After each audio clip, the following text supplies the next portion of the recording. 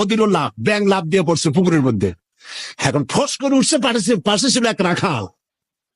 Phos করলো কি, আগায় দেখে যে সাপ, হাতে ছিল হেদায়েতুল্লাহ, বুঝছেন তো কি, বাস বিসমিল্লাহ কই আরম্ভ করছে, জায়গায় শেষ, একদম সোজা। ব্যাং অনেক সময় পর ডুব দিয়ে ভাসে উঠছে।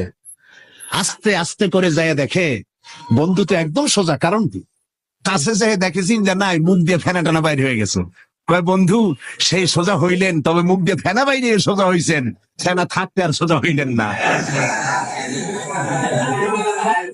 সুতরাং আপনারা ঠিকই ফিরে আসবেন, তবে সহজে আসবেন না, কারণ ক্ষমতা বড় বালাই, এটা দারুণ মোহ। আল্লাহর দিকে ফেরেন। আমরা মানুষকে দাওয়াত দেই কোরআনের দিকে, কোন